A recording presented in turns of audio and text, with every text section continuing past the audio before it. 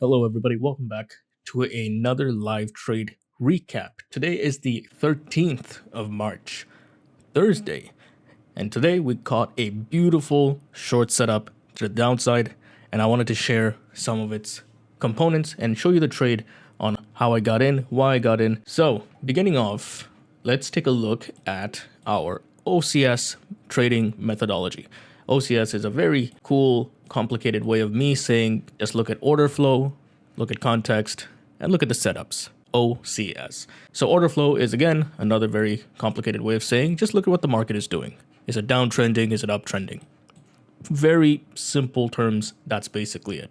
So today we're going to start off with looking at a higher time frame. We always want to start off with that in the morning. Past couple days we're just straight downtrend. We're just selling off variables going into play with Trump's tariffs and so on. But again, without going too much into the news and the macro, as scalpers and day traders, we want to just really see our setups and take it and understand the context in terms of our technical analysis and understand order flow. So we're going down and looking at daily and 4-hour context, high time frame context, is basically where do we see significant movement and fair value gaps. That's basically context. It gives us a context of what price is doing relative to what. And in the daily chart, we see this right here. We see a bearish gap to the downside right here. And as far as daily charts go, we see that we have a bullish gap all the way from 11th of September. So below where price was and where we're trading, we see a bullish gap. And then above us, we see a bearish gap. So obviously, I'm thinking we're going to most likely test the bearish gap before we sell into the bullish gap below us. But you never know. Maybe it could have just completely sold off in the morning. But it seems like we came down here and then now we're going up like this, right? So we are kind of consolidating here. So inside candles as well, especially after all the big moves you've seen here. So moving to the 4-hour, a very good point, high time frame to understand fair value gaps and where price will react off of. Very, very clear. So clear that even a child could understand. Look here. We have a 4-hour bearish fair value gap, right? Going through here. You see price rejecting. You see price fighting it. It simply just can't break up off of here, right? And above it, we also have another 4-hour. But I'm not too concerned about that. If we can't really break out of this, considering price action we saw yesterday, I'm not really worried about this part here. So I'm really focusing on the daily and this 4-hour gap. And what I want to see is I want to see nesting happening. So nested fair value gaps tell a story. What do you notice? You notice a daily fair value gap and then nesting with a 4-hour fair value gap. And then when we moved out to the 1-hour to understand some more context, guess what? We have two fair value gaps. So if they're back-to-back fair value gaps like this, you want to draw both of them together. And look at that. We are nesting another 1-hour just at the bottom of the 4-hour. All of these fair value gaps tell you what? They tell you a lot of selling pressure is present. These gaps are all unfilled sell orders, right? So now that we took a look at the higher time frame, we understood context, right? We understood order flow, we're trending down. Context is there's a lot of selling pressure.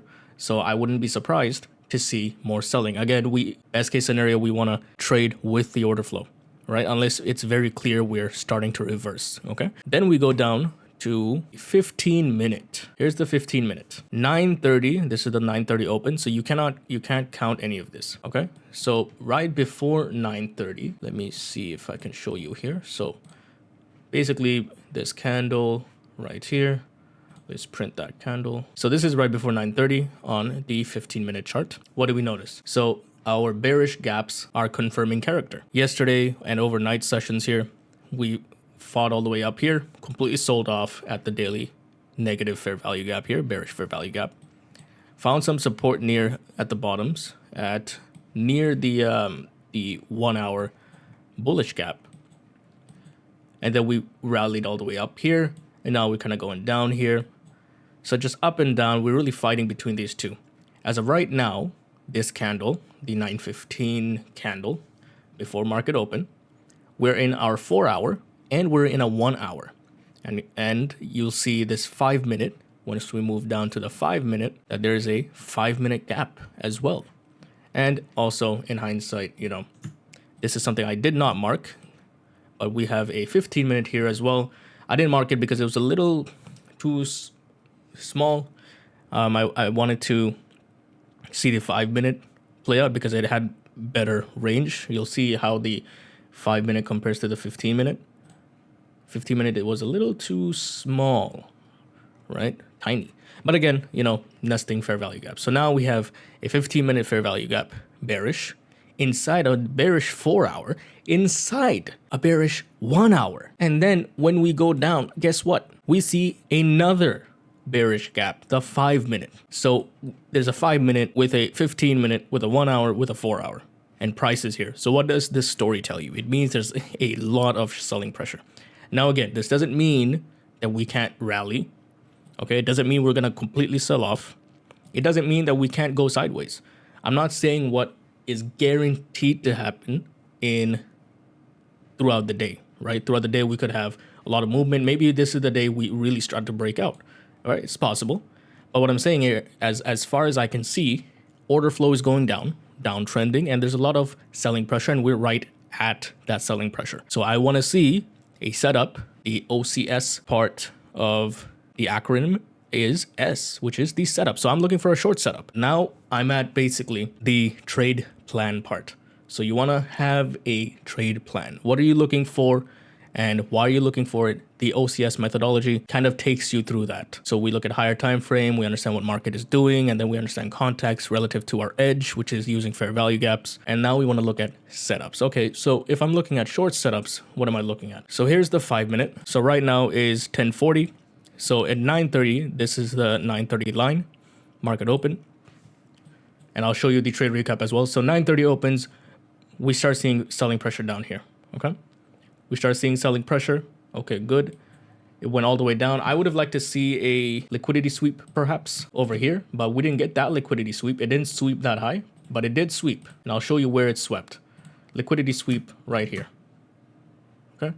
This was swept, and then it started pushing downwards. So as we open market, we start selling off. We're starting to notice a very beautiful confirmation in my setup checklist. We are at a bearish fair value gap based on context, higher time frame fair value gap. We are aligning with order flow. Fair value gaps align with order flow, which is short. We're going down. These are bearish gaps. And then in a lower time frame, we also want to see a lower high or if we're bullish, we'd look for the opposite, which is a higher low. But in this case, we're looking for a lower high. And this is what we were saying. Why do we look for a lower high? Because it shows you that price is trying but failing. What it does is it shows confirmation of character for our POI, our point of interest. Our point of interest is this, right? Market is opening here. We're at a 1-hour bearish gap, 5-minute, 15-minute.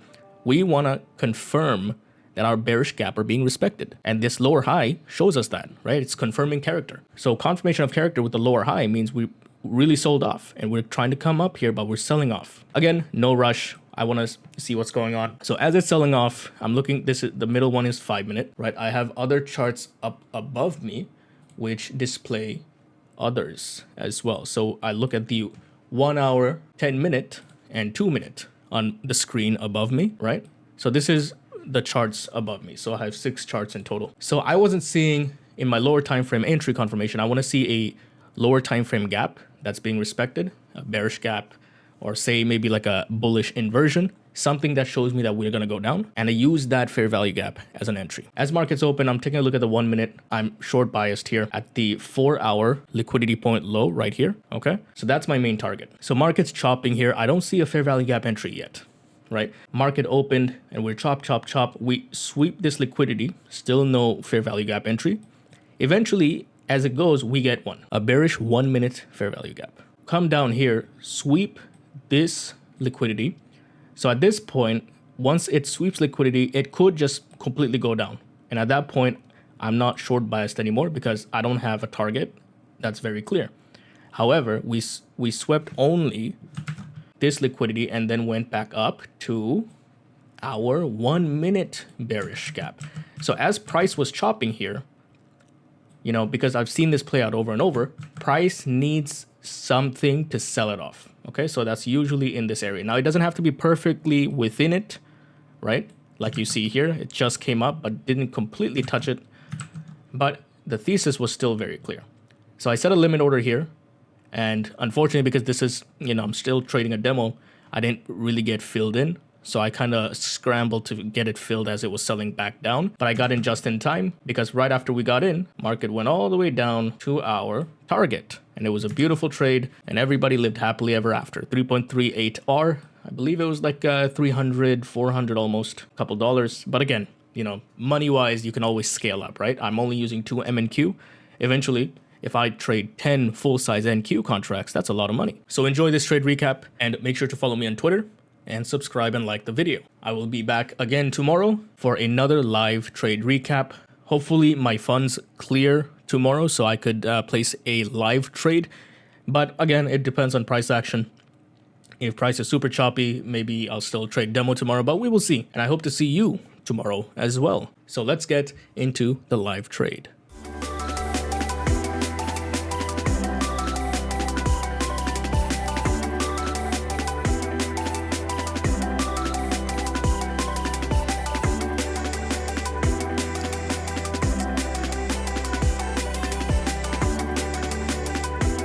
All right, so I hope you guys enjoyed.